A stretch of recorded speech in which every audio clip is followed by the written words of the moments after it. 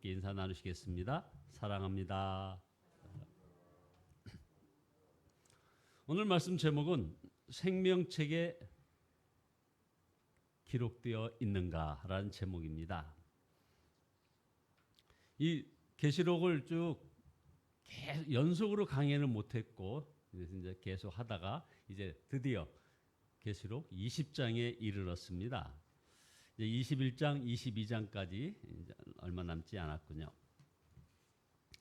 오늘 설교할 이 본문이 계시록 20장은 사실 오늘 여기 오신 분들과 이 방송을 보시는 분들을 위해서 우리 하나님께서 일부러 준비하신 그런 성경이라는 그런 생각이 들었습니다. 하나님의 은혜가 충만하시기를 예수 그리스도의 이름으로 축원드립니다.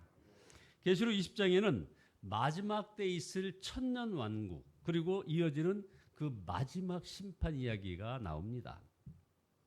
마귀가 배후에서 조종하던 그 바벨론이 멸망한 다음 마귀도 무적행이라고 하는 아비소스에 천년 동안 갇히게 됩니다.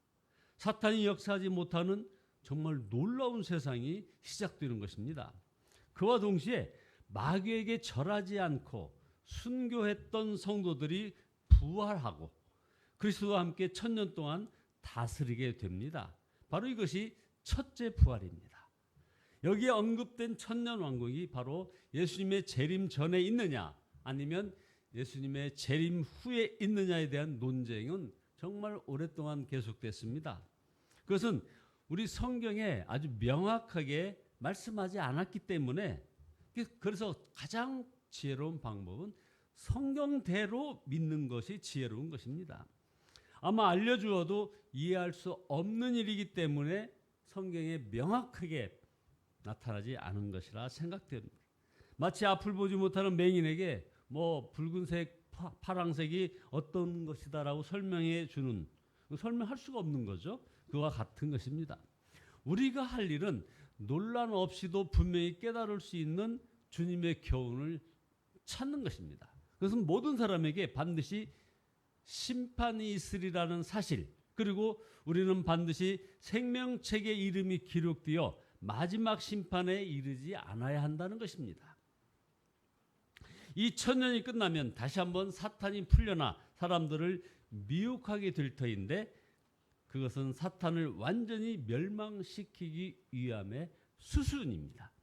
하늘에서 불이 내려와 주님을 대적하는 군대를 삼켜버리고 미혹하던 악마와 함께 영원히 불과 유황의 바다로 던져버리게 됩니다. 그 후에 크고 흰 보좌 위에 우리 주님께서 앉으셔서 드디어 마지막 심판을 행하시게 되는 것입니다. 그때 그동안 있었던 땅과 하늘이 사라져버리고 모든 죽은 자들이 부활하여 심판을 받게 되는 것입니다. 이것이 바로 두 번째 부활인데 여기에는 예수님을 파는데 내어준 바로 빌라도도 가룟 유다도 그리고 히틀러나 스탈린이나 김일성도 다 그 자리에 설 것입니다. 그러나 이때 두 종류의 사람으로 나뉩니다. 순교자들이 먼저 부활하여 주님과 다스리고 그 후 부활한 이들이 심판을 받을 것입니다. 이미 우리 예수님께서 다 예언하신 말씀입니다. 요한복음 5장 28절에 보면 이를 놀랍게 여기지 말라 무덤 속에 있는 자가 다 그의 음성을 들을 때가 오나니 선한 일을 행한 자는 생명의 부활로 악한 일을 행한 자는 심판의 부활로 나오리라. 여러분 어떻게 생각하십니까? 이 말씀. 지옥이 정말 있을까요? 아마 큰 논쟁이 벌어질 것입니다. 우리에게 중요한 것은 우리 예수님께서 무엇이라고 이 지옥에 대해서 말씀하셨느냐가 중요한 거죠. 마태복음 10장 28절에 보면 몸은 죽여도 영혼은 능히 죽이지 못하는 자들을 두려워하지 말고 오직 몸과 영혼을 능히 지옥에 멸하실 수 있는 일을 두려워하라. 그렇습니다. 지옥은 반드시 있습니다. 지옥이 없다고 말하는 것은 마치 무슨 독약병에 독약이라는 글자를 그냥 지워버리고 해골 표시를 하지 말자는 것과 아주 같은 이치입니다. 이것이 어디 친절이고 사랑일까요? 그것은 지옥이 없었으면 좋겠다는 그런 어떤 철부지 같은 생각일 뿐이지 지옥은 없으니 죄 지어도 돼 하고 자기가 하고 싶은 대로 다 하고 살아. 내 마음대로 살아. 라는 바로 마귀의 유혹일 뿐인 것입니다. 이제 하나님 앞에 펼쳐진 책들이 있는데 그것은 사람들의 행위를 기록한 책으로 하나님께서 심판하시는 근거가 됩니다. 여러분, 우리가 같이 이 계시록 20장 11절을 읽었습니다만 거기에 보면 하나님 앞에 펼쳐져 있는 책이 두 권이 있습니다. 그렇죠? 그래서 바로 지금 말씀처럼 우리의 행위를 기록한 책 그리고 생명책 이렇게 있습니다. 자, 그러면 이 행위를 기록한 책에는 책을 가지고 우리 하나님께서 심판의 근거가 되시는데요. 그 책에는 사람이 일생 했던 생각, 말, 모든 행동이 빠짐없이 기록되어 있다는 것입니다. 하나님 앞에 가면 바로 여러분의 개별적인 책이 있다는 것입니다. 한평생 마음속에 생각했던 것, 누구를 미워했던 것, 은밀한 가운데 행한 모든 더러운 행동, 다른 사람이 모르는 일, 남편도 모르고 아내도 모르고 부모도 자녀도 모르는 일이 다 기록되어 있고 그것으로 심판을 받습니다. 정말 두려운 일이죠. 이 말은 사람이 일생 동안 행한 선한 일과 악한 일을 대조해서 선행이 악행보다 많으면 구원받고 악행이 선행을 능가하면 멸망받는다는 말이 아닙니다. 이것은 세상 법정에도 없는 경우는 이런 경우는 없습니다. 어떤 죄를 지었느냐만 문제인 것이 아니겠습니까? 5년 전에 현직 대통령이 재판을 받아서 엄청난 중형을 선고받았던 우리 잘 눈으로 봤지 않습니까? 그분이 잘한 일 정말 많습니다. 그러나 아무 상관없습니다. 지은 죄가 있으면 그 죄로 벌을 받는 그것이 세상 이치 아닙니까? 하나님 앞에서 심판받을 때도 마찬가지입니다. 바로 그것이 두려운 것입니다. 그런데 하나님 앞에는 또 하나의 책이 있습니다. 바로 생명책입니다. 생명책에 이름이 기록된 사람은 마지막 심판을 받지 않고 영생을 얻게 됩니다. 자, 그러면 누가 그런 복을 받는다는 것입니까? 아주 쉽습니다. 자신의 죄를 진정으로 회개하고 예수님께서 자신을 대신하여 십자가에 죽으셨음을 믿고 예수님을 영접한 사람들이 바로 생명책에 이름이 기록되는 것입니다. 얼마나 쉽고 간단한 것입니까? 그래서 우리가 이것을 복음이라고 하지 않습니까? 마지막 심판을 알고 나면 세상에 자신의 이름이 생명책에 기록된 것보다 더 큰 축복은 없는 것입니다. 그보다 더 큰 기쁨도 없는 것입니다. 그러나 이 놀라운 복음을 모르고 사는 사람들이 너무나 많습니다. 생명책에 이름이 기록되면 세상 사람들보다 죄를 더 많이 지어도 천국에 간다는 말은 결코 아닙니다. 간혹 예수 믿는 사람은 죄를 많이 지어도 천국 가고 세상 사람은 착하고 좋은 일을 많이 해도 지옥 간다고 말하는 이들이 있는데 그렇지 않습니다. 이 말은 예수 믿지 않는 사람이 가장 듣기 싫어하는 말입니다. 사실 엄밀히 말하면 이게 말도 안 되는 말입니다. 생명책에 이름이 기록되었다는 것은 생명을 가진 사람이라는 말입니다. 생명을 가진 사람이기에 생명책에 기록되어 있는데 여러분 그 생명이 무엇입니까? 바로 예수 그리스도이십니다. 요한일서 5장 12절에 아들이 있는 자에게는 생명이 있고 하나님의 아들이 없는 자에게는 생명이 없느니라. 그래서 생명책에 자신의 이름이 기록되었는지는 예수님께서 마음에 임하셨음을 아는 것을 통해서 분별할 수 있습니다.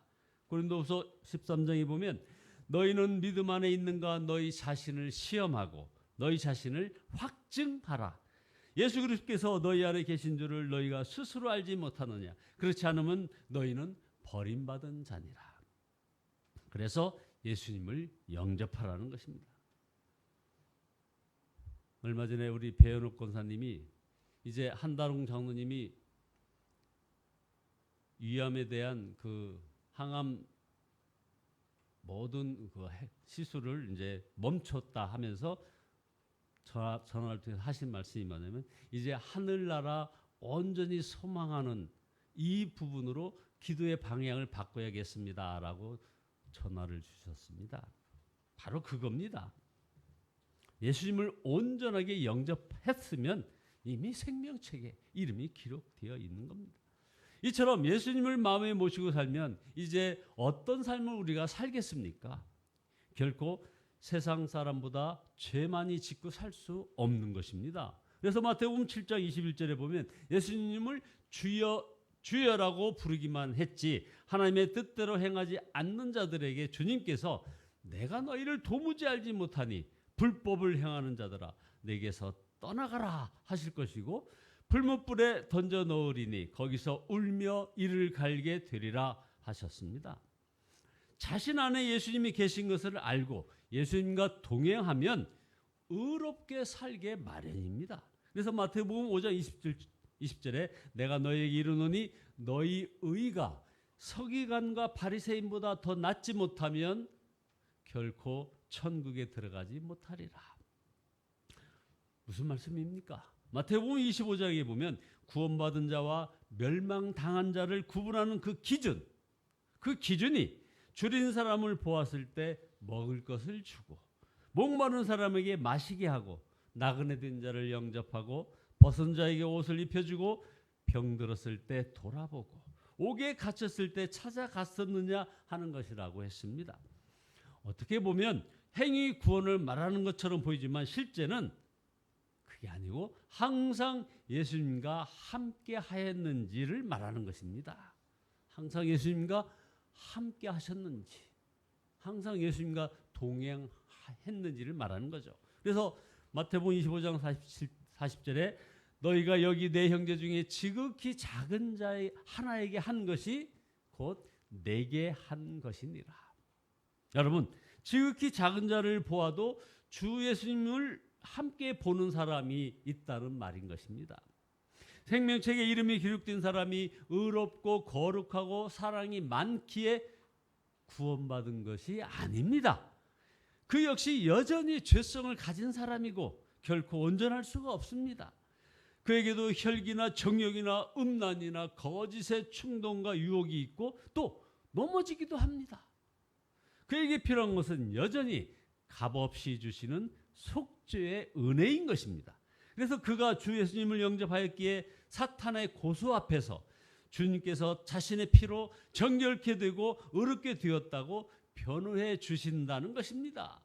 여러분들 로마서 8장 33절의 말씀이 얼마나 우리에게 은혜로운지요. 누가 능히 하나님께 택한 자를 고발하리요. 의롭다 하신 이는 하나님이시니 누가 정죄하리요. 그렇습니다. 생명책에 이름이 기록된 자는 은혜로 구원을 받은 것입니다. 그러나 생명책에 이름이 기록되지 않으면 여러분 이거 정확히 아셔야 됩니다. 생명책에 이름이 기록된 자는 은혜로 구원을 받은 것입니다. 그러나 그 생명책에 이름이 기록되지 않으면 그런 사람들은 행위로 심판을 받는 것을 면할 수 없는 것입니다. 여러분 오늘 이 말씀을 그냥 건성으로 듣고 넘기면 큰일입니다. 결론입니다. 마지막 심판도 마찬가지입니다. 그날이 오면 우리는 피할 길이 없습니다. 하나님의 말씀인 성경에 기록된 말씀으로 진정으로 회개하고 예수님을 마음으로 영접해야 하는 것이죠. 하루라도 빨리 그리해야 하는 것입니다. 예수님을 영접한 사람은 매일 예수님과 동행하며 살아야 하는 것입니다. 그때 기쁨이 넘치게 되는 것입니다. 우리 주님께서 누가복음 10장에서 70인을 전도자로 파송하였을 때 그들이 돌아와서 기뻐하며 이런 말을 했습니다. 주여 주의 이름이면 귀신도 우리에게 항복하더이다 하였을 때 귀신들이 너희에게 항복하는 것을 기뻐하지 말고 너희 이름이 하늘에 기록된 것으로 기뻐하라 하셨습니다. 그러니까 생명책에 이름이 기록된 사람에게는 바로 이 기쁨이 있다는 것입니다. 여러분 아주 중요한 말씀입니다. 우리가 생명책에 이름이 기록되기 위하여 의롭고 거룩하고 사랑을 베풀어야 하는 것이 아닙니다. 생명책에 이름이 기록된 증거로 우리 주님과 동행하며 사는 기쁨 때문에 우리들의 삶이 의롭고 거룩하고 사랑으로 사는 것입니다. 이 기쁨 때문에 어떤 시험도 고난도 질병도 이기는 것입니다. 그래서 계시록 3장 5절에 이기는 자는 이와 같이 흰 옷을 입을 것이요 내가 그 이름을 생명책에서 결코 지우지 아니하고 그 이름을 내 아버지 앞과 그의 천사들 앞에서 시인하리라. 여러분, 꼭 목베임을 당해야 순교입니까? 그럴 기회가 없는 이들이 대부분입니다. 우리 크리스찬들. 어떤 유혹이나 핍박 앞에서도 나를 낮추고 나를 죽이고 예수 그리스도로 옷 입고 그를 높이며 사는 것이, 이것이 바로 순교신앙입니다. 이처럼 주님과 늘 동행하는 사람에게는 하나님 나라에서 큰 상급이 있는 것입니다. 그래서 우리가 죽을 때 그 어떤 것도 가지고 갈 수 없지만, 그러나 여러분 정말 이거 구분하셔야 됩니다.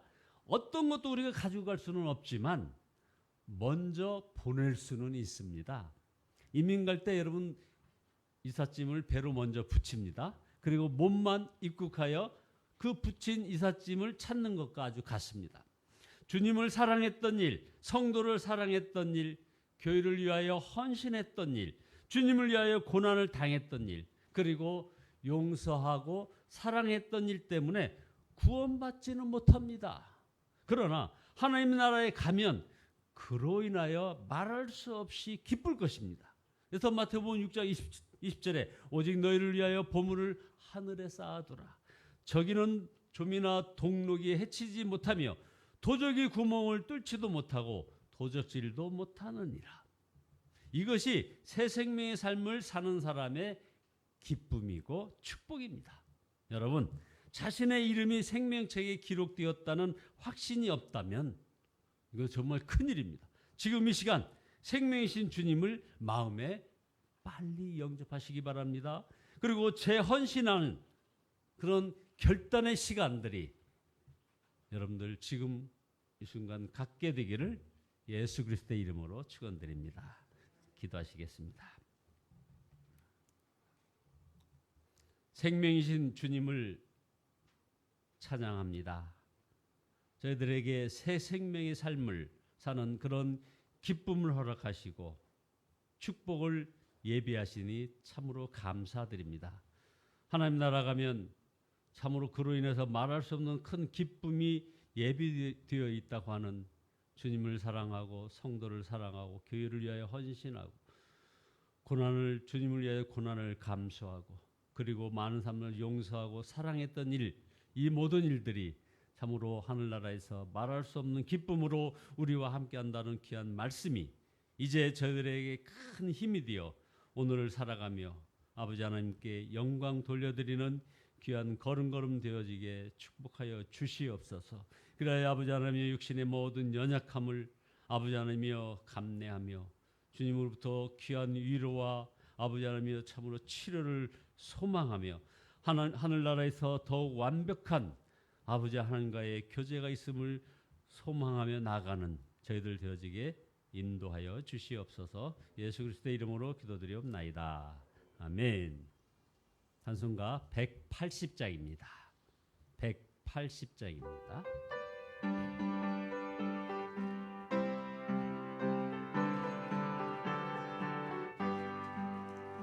하나님의 나팔 소리 천지진동할 때에 예수 영광 중에 구름 타시고 전사들을 세계 만국 모든 곳에 보내요 구원받은 성도들을 모으리. 나팔 불 때 나의 이름 나팔 불 때 나의 이름 나팔 불 때 나의 이름 부를 때에 잔치 참여하겠네. 무덤 속에 잠자는 자 그때 다시 일어나 영화로운 부활 승리 얻으리. 주가 택한 모든 성도 구름 타고 올라가 공중에서 주의 얼굴 배우리. 나팔 불 때 나의 이름 나팔 불 때 나의 이름 나팔 불 때 나의 이름 부를 때에 잔치 참여하겠네. 주님 다시 오실 날을 우리 알 항상 기도하고 깨어 있어서 기쁨으로 보좌 앞에 어린아가서도록 그때까지 참고 기다리겠네. 나팔 불 때 나의 이름, 나팔 불 때 나의 이름, 나팔 불 때 나의 이름 부를 때에 잔치 참여하겠네. 주여 삼창하시네 동성으로 기도하십니다. 주여 주여